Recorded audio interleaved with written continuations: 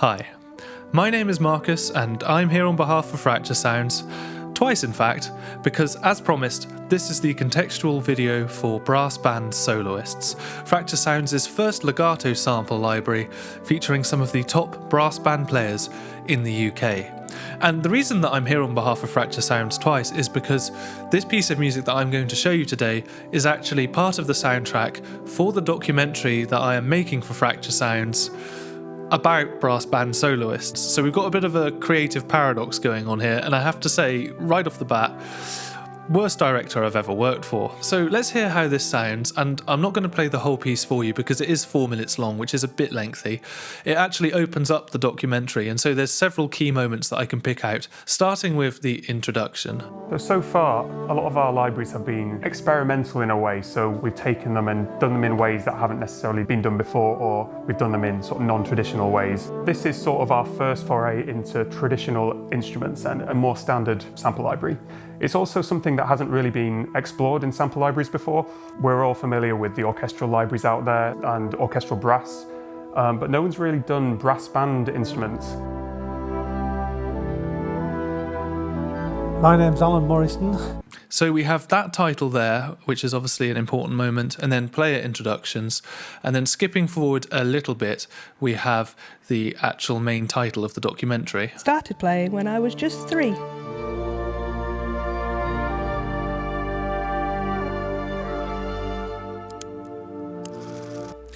Followed by some history of brass bands. The next hit point is a change from 3/4 to 4/4 with a triplet time. Same sounding kind of time signature, but picks up pace a little bit. And where that industry was. I actually came to brass instruments through brass banding. And you can hear there, we've got the Dulciano taking over briefly. The next moment after that is when the soprano, cornet and flugelhorn player Alan is telling us a little bit about his childhood and history in playing music, for which I wanted to bring in a little bit more emotion, and we can see here we have this swell. For most of my life, I started playing the trumpet and cornet when I was 7-year-old, taught by my father. Then I moved down to Yorkshire to play with several other bands before ending up at Brighouse and Rastrick Band. I was musical director for a short time. I was soprano cornet player for a short time, and since retirement, I'm now back playing with the Hammonds Band as soprano cornet. And then finally, we have a return to the Dulciano theme, but with staccato brass, which is used to emphasise the slightly, what I hope is a comedic shift between our euphonium player Jim talking about how people can do it either competitively or, for the most part, doing it casually and for the fun of it on a Sunday afternoon at the church, which then contrasts with Siobhan saying, "We are the champions of Yorkshire and Great Britain," which I thought was quite funny. So that was why I edited those two things together. And so just to add a tiny little bit of humour to the music, I have staccato brass here, which then has to transition as we return to Alan, who again is full of so many interesting insights. So here's how that series of emotions plays out. On a Sunday in the summer. Black Dyke were formed in 1855. We are current Yorkshire Regional and National Champions of Great Britain. It used to be a mill, and it used to be where the workers of the mill went to socialise and to play. The mill closed down, but still the brass band is running today. I think there's a lot of bands in the north that, as much as a brass band can be, it's probably more of a household name than others. The band that I play for is a band called Grimethorpe. I played for Grimethorpe for around about 15 years. When I joined the band, I had to earn my underground ticket by training underground for 8 weeks, which was absolute hell. Like everybody else in the band, we were paid as underground miners, but we were more or less professional musicians. And then outro. So those are the key kind of emotional beats of the piece of music. And to further set the stage for you, I'm going to quickly show you the instrumentation that is not brass band soloists. But I'm happy to report, as is often my challenge to myself when I'm doing blueprint walkthroughs, this piece of music was created entirely with Fracture Sounds libraries, which quite happy with. And I'll start by talking you through my string sound, which is a combination of several layers. You can see here mostly playing the same thing, though occasionally I took notes out where appropriate. The basis of the sound is string formations playing the airy flutters articulation. And this is a fantastic sound, but at times the textures in airy flutters can come through a little strong. So what I've done is layer it up with Blueprint gentle strings, as well as Trails by Alexander Parsons, which is set here to deviations, but also uses a little bit of the emergence articulation, both of which are quite smooth and airy textures. We've also got reflections at times to give us some extra grace notes, which I really enjoy the sound of. And together, the three of these libraries sound like this.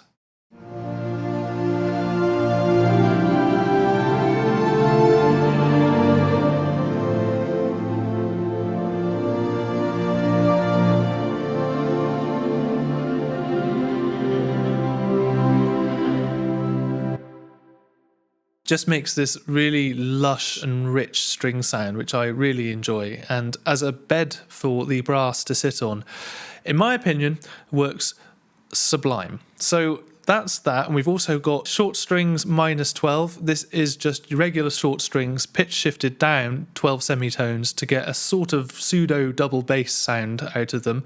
And to make them sound a little bit more symphonic, I've got the reverb cranked up a little bit and then far mics only. And if I go into the settings of this, sample start, cutting right into the sample here because we've pitch shifted it down an octave, and as a result, any tiny delay that you have at the start of an uncut sample is going to get amplified by, well, 2 times, basically. And this actually sounds rather convincing. And then following on from that, we have another instance of short strings, this time set with a little bit of a different mic mix and slightly brighter for staccato violins, basically.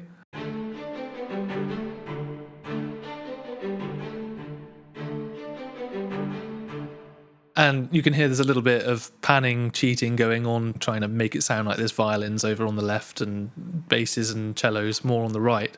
Finally, a little bit of the flurries texture from string formations.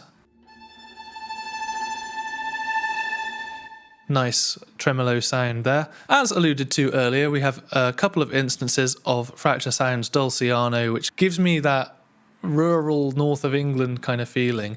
It is also partly because of my choice of temp music, and I'm not going to reveal what I used, but if you're able to guess, do let us know in the comments. Here's what this is playing with Midnight Grand doubling the melody in the background just to give it a little more warmth.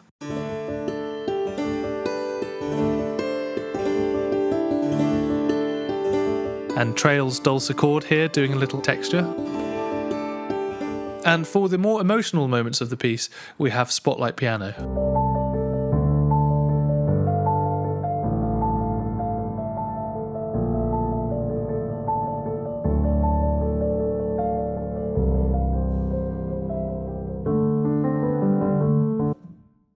Not my finest MIDI programming there, I must admit. It is a gorgeous sound, despite my somewhat shoddy playing ability. Made some adjustments here to the Rose Petals Snapshot, which is a lovely starting point to begin with. 2 instances of Zen meditations, the wine glasses, and then little custom layer blends. I had to look for Tanpura and Bazaar, both of which make this very kind of zithery, rough kind of sounding texture, which I like because there's enough atmosphere going on, we've got enough smooth sounds, so by having this it just adds a little bit of extra variation to the textures we're hearing.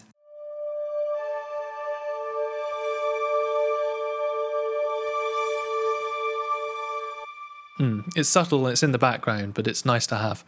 So if you've seen my other walkthroughs, you know that I like to pitch shift electric keys down by a couple of octaves to make a bass sound. Well, for this, I wanted to reinforce the sound of the bass notes, but in a manner that sounded a bit like a double bass, because of course with our other libraries here we don't have anything that low down in the register, and I didn't want to pitch shift another instance of string formations. So grab this, I've got the tone control set to dynamics, which is the default, which actually means you've got a great amount of dynamic control from this instrument, and in the background of everything else it really works quite nicely.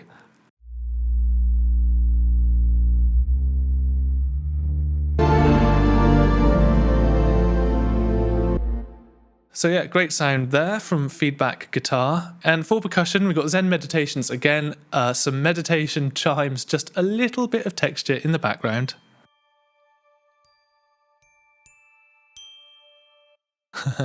And recently released Fracture Sounds' new Blueprint drum kit, which I am a big fan of. Have to say the sounds in this are absolutely lovely, although I must admit I haven't utilised it to its full potential right here.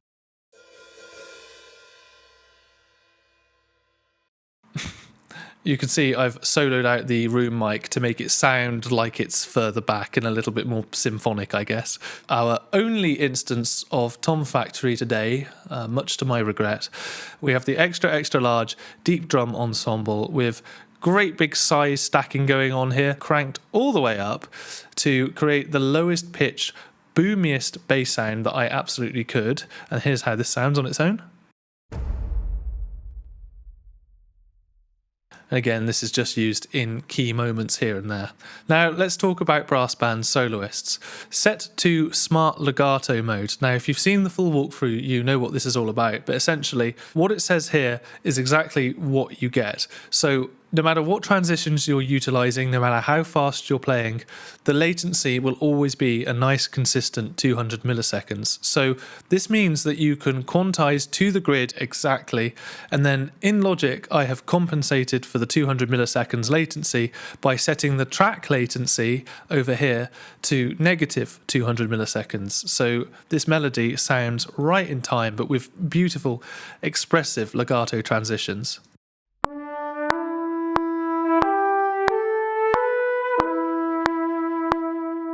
And I'll admit it did take me a little while to get the hang of what I was doing here, because I've just got so used to my workflow over the past 12 years of constantly dragging notes ahead of the beat visually and moving them like a tiny bit to the left, a tiny bit to the right to really nail each transition. You can hear, I hope, how in time this sounds. And everything is just perfectly quantized. And so whenever I was moving notes to the left or the right, and you can see that I've done that here, it was more of a creative choice because I wanted it to sound more natural because it was being played too perfectly almost. So that to me is a real treat, to be playing around with legato for the fun of it rather than desperately trying to get as much realism as you can by getting each timing perfect. Has a sort of carefree feeling to it, if you know what I mean. So if I move ahead here to this more emotional section, you can see everything is on the grid. And if I had cared to sort of do forced legato and stuff like that, it would be even easier to read. But as it stands, it's so pleasant to be able to look at all of this as is.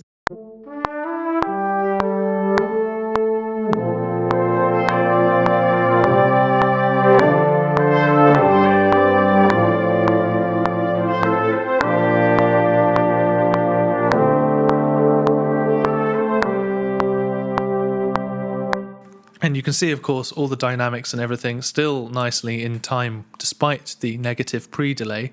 And that's thanks to the delay CC button, which when turned on means that whatever negative pre-delay I set the track to in Logic, it will also move the CC, dynamics and any other modulation data that I've played in. It'll move that alongside it. And on that subject, for every instrument, I have set the color to MIDI 21, which is usually what I use for vibrato. And basically, this just really allowed me to push instruments forward in the mix when they were taking more of a solo role, especially in the louder sections when we had a lot of strings playing as well, because they can get swamped if you're not careful. So it's nice to be able to just add a bit of brightness to them. If you were writing in the style of a traditional orchestra and you wanted a more traditional orchestral brass section, you could use the colour to make these brass instruments work for you in that way, which I think is just absolutely lovely. And to give you an example of this, let's have a look at the euphonium, arguably the most mellow of the mellow instruments, and hear how a bit of colour automation can change the sound of it.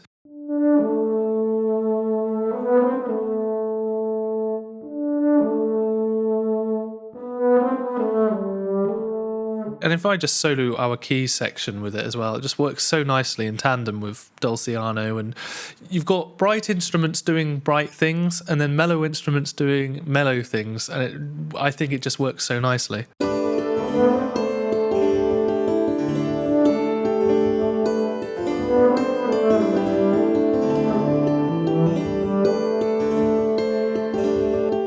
And of course, as you might expect, latency on this instrument is also set to 200 milliseconds with delay CC data turned on and a negative track pre-delay set. And whilst I'm looking at settings, for the most part, I left all of these instruments on standard mic positions, but I did bring the cornet forward a little bit. And I just personally love how it sounds. There's just something really kind of authentic and true about it, especially when you have a little bit more close mic.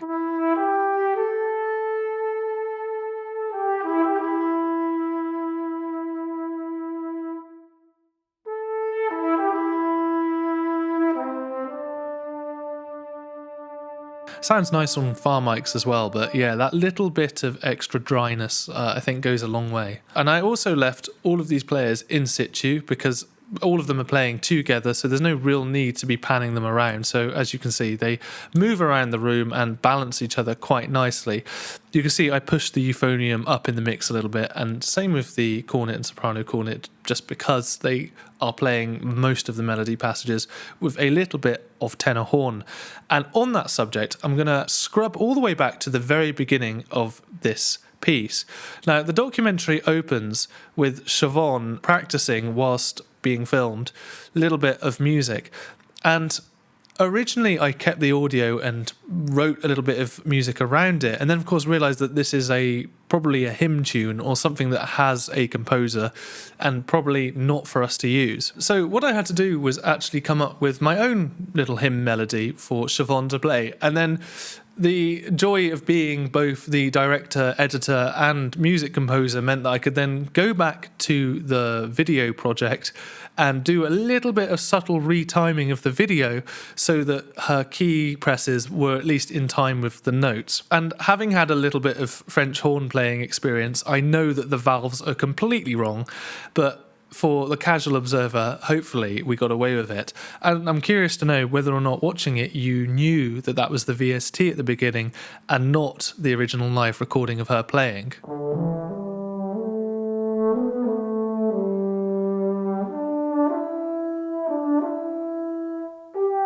You see, timing up that breath there.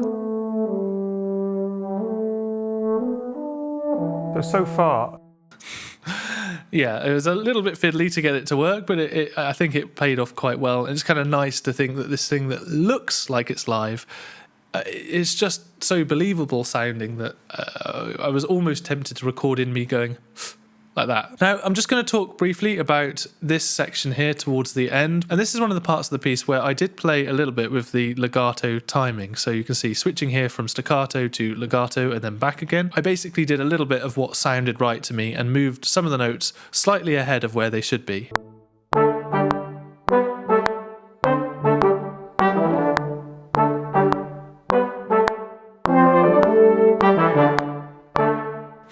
Upon doing this, I discovered there are quite often limitations when it comes to staccato brass.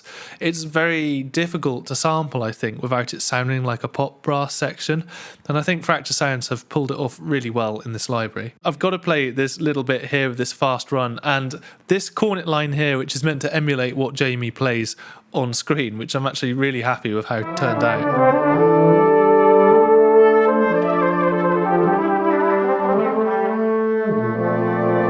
I was like, his fingers are moving so fast, he could be playing anything. So fast pentatonic run, job done. And now, finally, our soprano cornet line taking over our last emotional part of this piece.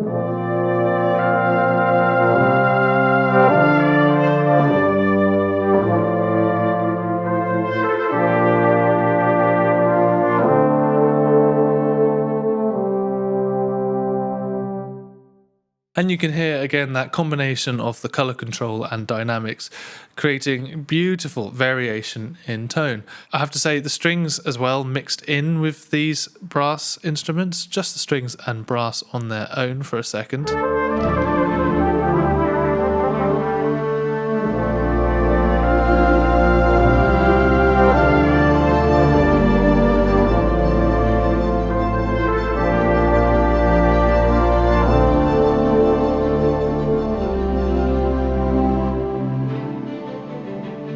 it just mixes under dialogue really, really nicely. I'm not a massive film composer. I don't do this kind of work very often. But to me, this sounds great. What I've done is I've sent all of the instruments to this ducking track, which brings it down in volume and also adds a bit of sidechain compression from the dialogue. And I just think it all sounds really good. The band that I play for is a band called Grimethorpe. I played for Grimethorpe for around about 15 years. When I joined the band, I had to earn my underground ticket by training underground for 8 weeks, which was absolute hell.